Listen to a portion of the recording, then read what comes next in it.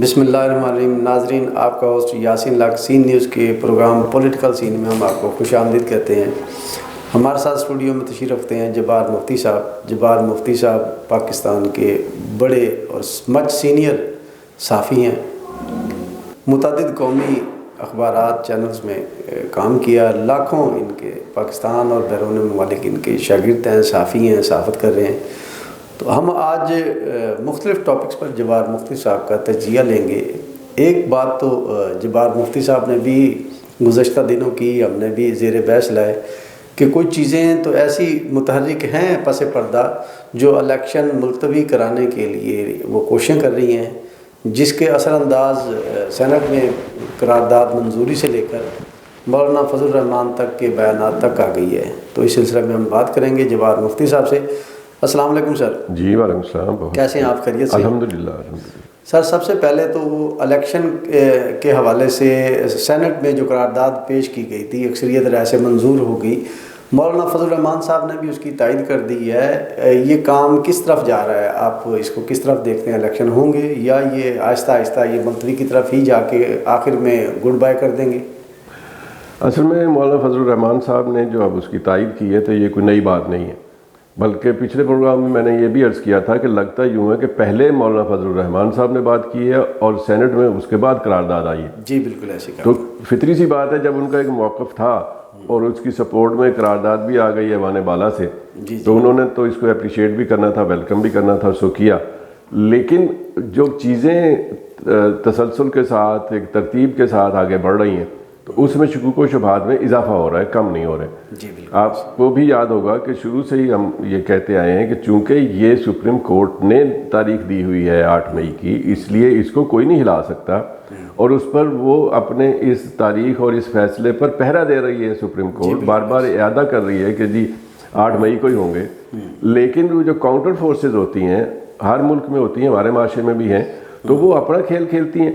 اب صرف مولانا فضل الرحمان، اگر دیکھا جائے تو ان کی پارٹی اتنی بڑی پارٹی نہیں ہے کہ ان کے مطالبے پر فیصلے ہو جائیں، لیکن وہ کائیاں سیاستدان ہیں، وہ چیزوں کو بھانپ لیتے ہیں۔ تو ان کو پتا ہوگا شاید کہیں سے کہ یہ ایسا ہونے جا رہا ہے تو کریڈٹ میں ہی لے لوں۔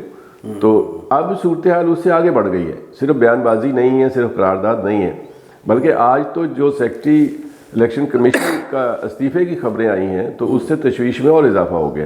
جی بالکل۔ اب وہ بھی کنٹروورشل ہے۔ ایک تو یہ ہمارے ملک میں بڑا مسئلہ ہے کہ ہمارے ہاں چیزیں کنٹروورشل زیادہ ہوتی ہیں، جو انفارمیشن آ رہی ہوتی ہے وہ بھی متفق علیہ نہیں ہوتی، اس میں بھی ڈاؤٹس ہوتے ہیں۔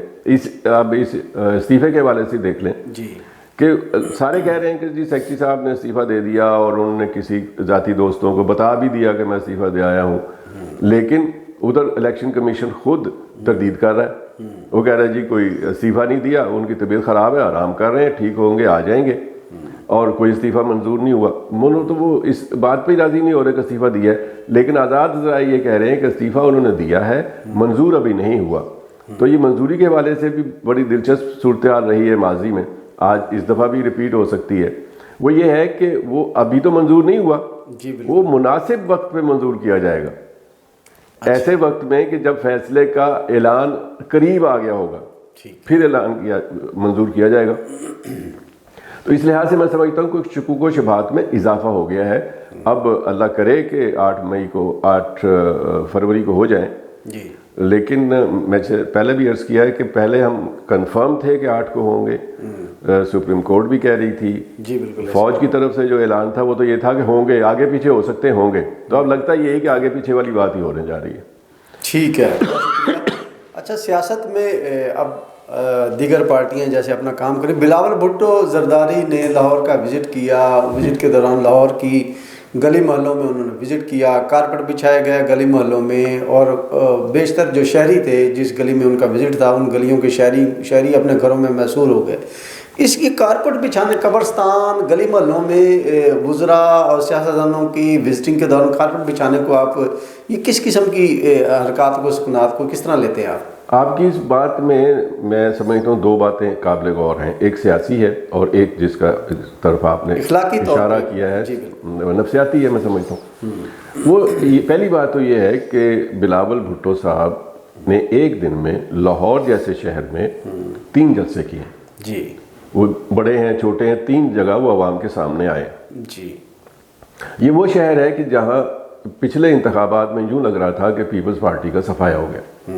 اب وہ ریوائیول نظر آ رہی ہے. جیسے پہلے کہا جا رہا تھا کہ جی بھٹو خاندان کے چشم و چراغ، اگرچہ وہ زرداری ہیں لیکن انہوں نے اپنا نام رکھ لیا ہے بلاول بھٹو زرداری، تو وہ اگلے وزیر اعظم کے طور پر ان کو پیش کیا جا رہا ہے یا تیار کیا جا رہا ہے.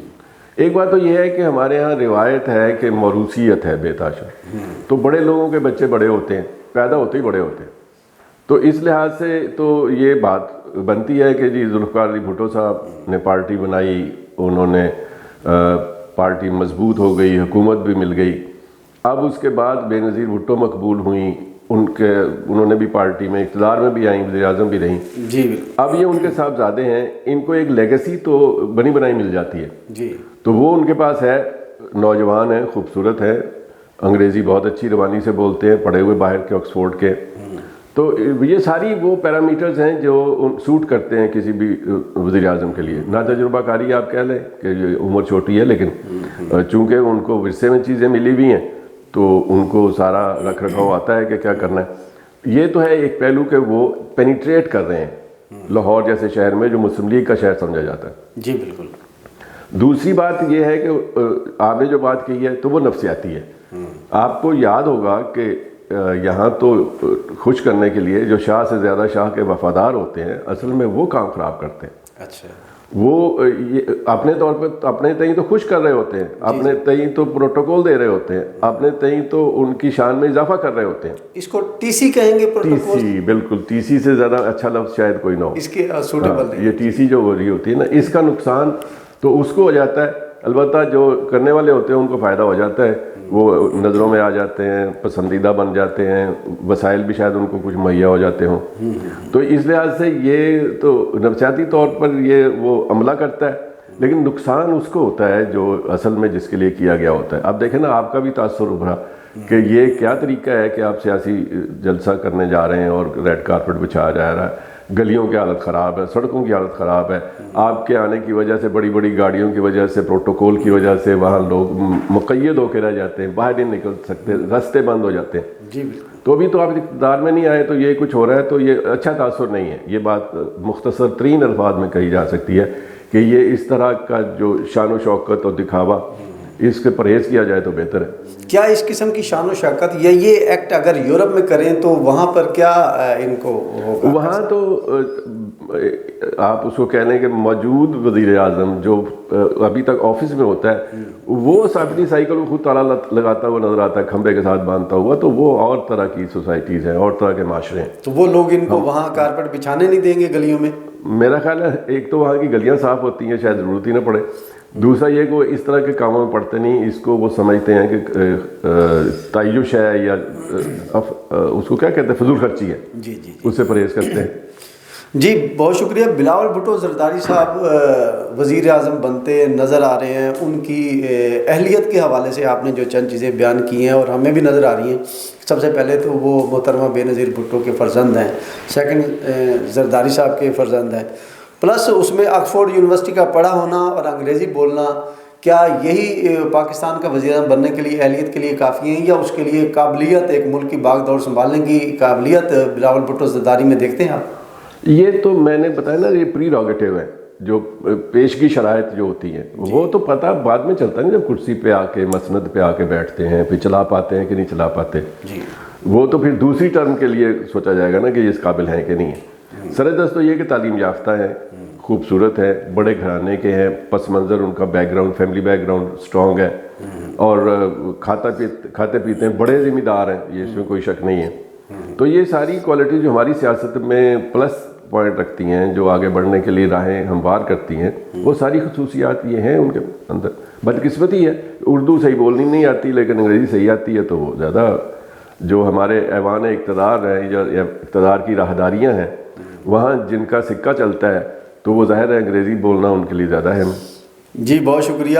اچھا یہ بتائیے کہ سر اس وقت مسلم لیگ نون متحرک ہے، اس کے لیے گراؤنڈ اور سب کچھ راہیں صاف ہیں، وزارت عظمیٰ جانے کے لیے بڑی تیزی سے وہ گامزن ہیں، جلسے جلوسوں اور ان کے جو پارٹی کارکن ہیں، رہنما تک کہ قیادت تک اپنے جلسے جلوسوں میں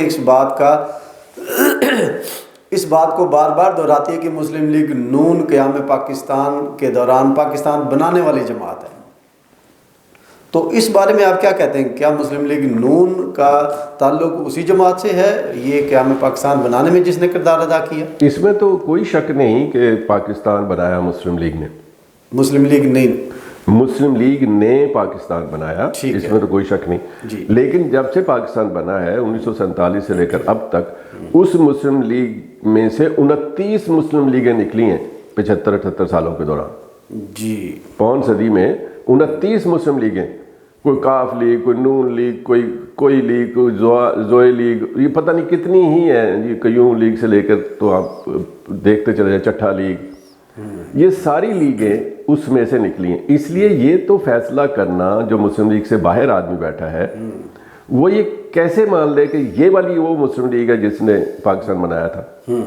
یہ تو وہ ہے جو دیکھیں آپ 1985 سے پہلے تو نواز شریف کہیں نہیں تھا سیاست میں، 1985 کے غیر جماعتی انتخابات میں وہ ابھر کے سامنے آئے اور ان کو آشیرواد حاصل تھی مقتدر قوتوں کی، چیف منسٹر بنوا دیا گیا، وہ بھی گورنر پنجاب اصل میں زیادہ انٹرسٹڈ تھے جنرل صاحب، تب وہ ابھرے اور پھر وہ ایک فیکشن کے ایک حصے کے، جب وزیر اعظم وزارت عظمیٰ کی بات ہو رہی تھی، جنیجو صاحب وزیر اعظم تھے، تو اس وقت یہ 2 حصوں میں تقسیم ہوئی، اس وقت کی مسلم لیگ، تو اس لحاظ سے یہ اس کا تو جنم ہی ہوا 1985 کے بعد، تو جب یہ بلکہ 88 میں جا کے گئی، تو اب اس کو تو آپ نہیں کہہ سکتے کہ جب پاکستان بنا اس وقت تو یہ تھی نہیں، میں تو نہیں اس بات کو مانتا۔ ہاں، اور وہ اس کا سیاسی وجود ہے، پبلک کے اندر ان کی پذیرائی بھی موجود ہے، اور وہ اقتدار میں پہلے آ چکے ہیں، 3 دفعہ وزیر اعظم بن چکے ہیں، یہ ساری باتیں،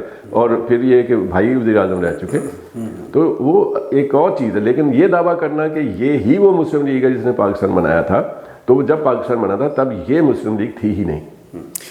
مسلم لیگ نون کے آباء و اجداد کا پاکستان بنانے میں جو قربانیاں دینے والے مسلمان پاکستان، کیا اس گھرانے کا بھی تعلق ہے؟ انہوں نے بھی پاکستان بنانے میں قربانیاں یا کوئی متحرک کردار ادا کیا؟ مسلم لیگ نون سے مراد اگر صرف میاں خاندان لیا جائے تو ظاہر ہے جب پارٹیشن ہوئی ہے، جب پاکستان بنا ہے، تو اس وقت تو ان کا کوئی سیاسی کردار نہیں تھا، چھوٹے صنعت کار تھے، پھر ترقی کرتے بڑے صنعت کار ہو گئے، لیکن اس وقت تو کوئی ان کا سیاسی رول نہیں تھا۔ جی بہت شکریہ۔ اس وقت کپتان نے ہلچل مچائی ہے پاکستانی سیاست میں، آپ کس طرح دیکھتے ہیں کہ ایک سپورٹس مین ہے، وہ دنیا میں اس نے سپورٹس میں اپنا نام کمایا ہے، پاکستان میں آ کے سیاست میں وہ آ گئے، ہلچل مچا دی، اس پر تھوڑی سی روشنی ڈالیں گے آنے والے وقتوں میں، ان کو کیا دیکھتے ہیں آپ؟ دیکھیں، ایک طویل عرصے سے سلسلہ یہ تھا کہ ہمارے ہاں روایتی سیاسی خاندانوں کے لوگ سیاست پر چھائے ہوئے تھے، لوگ عام عوام کچھ عرصے کے بعد اکتا بھی جاتے ہیں، پھر وہ تبدیلی بھی چاہتے ہیں۔ پھر جب خان صاحب آئے ہیں، یہ حسن اتفاق ہے کہ اس وقت جو امریکہ کے صدر بنے تھے ان کا نعرہ بھی تبدیلی تھا۔ اچھا، اور یہ ایک پاپولر نعرہ پوری دنیا میں بن چکا تھا، تبدیلی۔ اب وہ تبدیلی وہاں کامیاب ہو گئی، یہ تبدیلی یہاں پاپولر ہو گئی، اور جہاں تک خان صاحب کا تعلق ہے تو اصل میں وہ ہیرو پہلے تھے اور سیاستدان بعد میں بنے۔ جی بالکل۔ جب وہ سیاست میں آئے ہیں تو ان کی شخصیت کے حوالے سے ایک جو مقبولیت تھی وہ موجود تھی، جی، اس کی قسم اور تھی، وہ ہیرو تھے، ہیرو ورشپ ہمارے یہاں ہمیشہ رہی ہے، پرستش ہم کرتے ہیں، تو اس کو لے کر وہ اثاثہ لے کے وہ سیاست میں آئے، تو ظاہر ہے اس میں 2 باتیں تھیں۔ ایک تو ان کا اپنا بطور سپورٹس مین کے پاکستان کی تاریخ میں صرف ایک ورلڈ کپ آیا، اس میں وہ کپتان تھے، اور ان کی شخصیت کا جو سحر ہے وہ طاری تھا، نئی نسل خاص طور پہ۔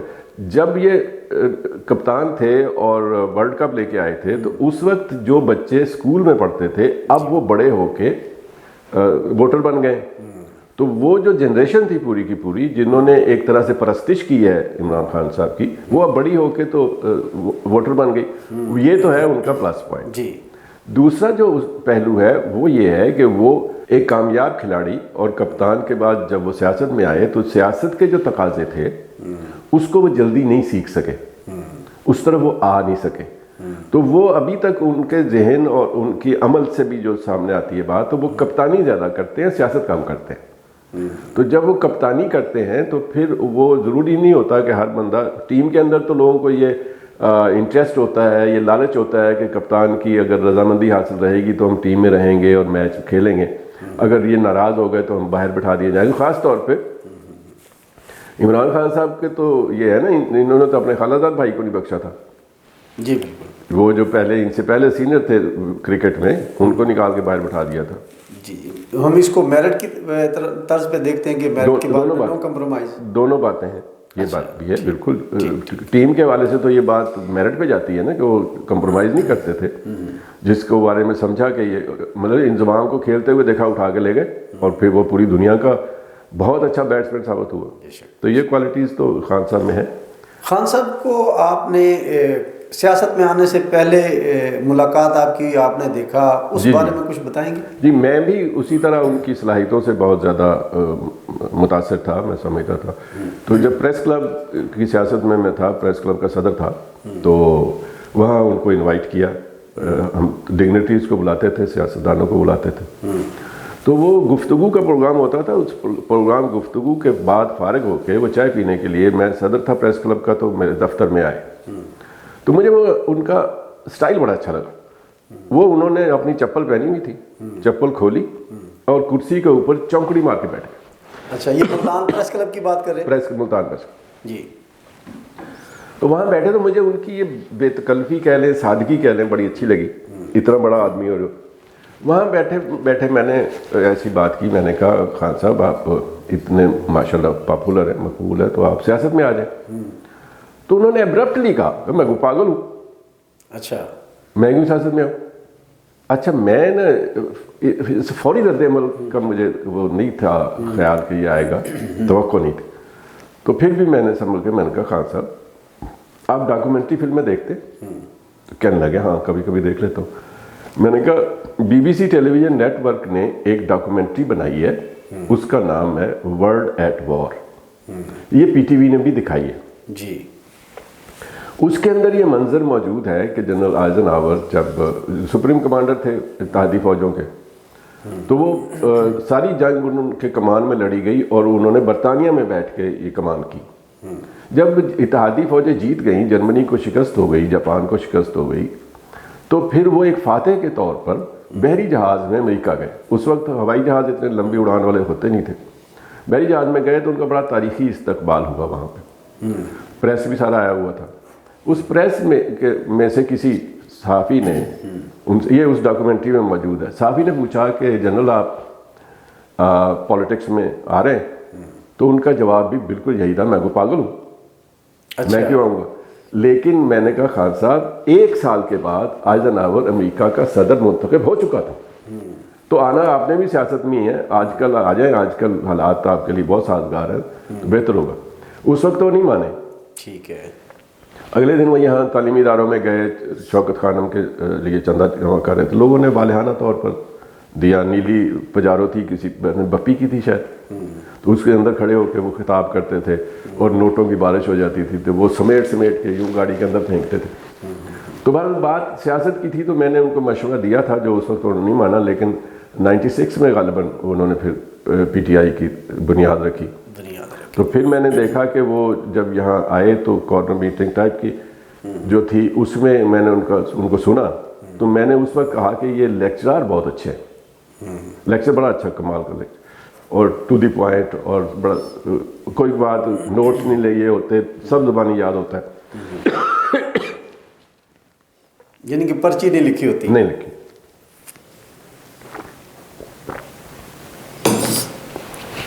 جی بہت شکریہ. عمران خان صاحب کا تاریخی جملہ میں کوئی پاگل ہوں سیاست میں آئیں گے, یہ جبار مفتی صاحب. یہ جملہ معترضہ یہ ہے کہ محبت کرنے والے کہتے ہیں پاگل پٹھان ہے. اچھا. حالانکہ وہ کہہ رہے ہیں کہ میں کو پاگل ہوں, لیکن مزاجن وہ. جی. ان کے مزاج میں یہ ہے کہ وہ جس بات پہ ہوتے ہیں تو اس پہ ذرا وہ اس طرح.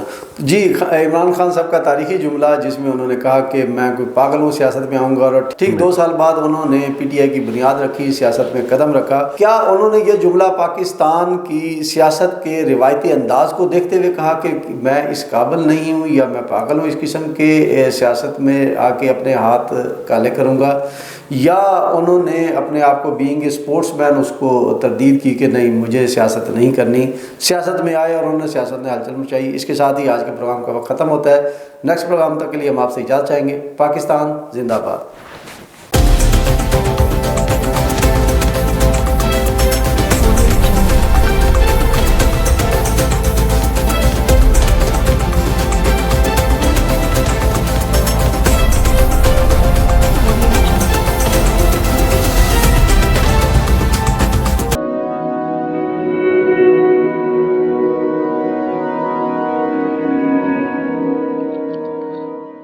رزق اللہ کے ہاتھ میں ہے، اور کبھی کبھی رزاق رزق کی تقسیم کا اعزاز ان لوگوں کو بھی عطا فرما دیتا ہے کہ جو حالات کی کڑی دھوپ میں شجرے سایہ دار ہوتے ہیں.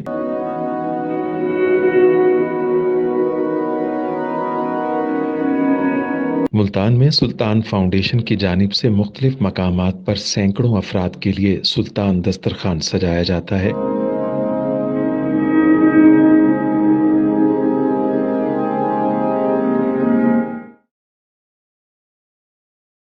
ہر انسان سلطان دسترخوان کا مہمان بنتا ہے. بلا شبہ سلطان فاؤنڈیشن انسانیت کا قابل فخر سرمایہ ہے، اور بھلے ہی ایسے ادارے ہوں یا افراد، وہ غربت و افلاس کے سلگتے صحرا میں احساس کی چھتریاں بنتے ہیں.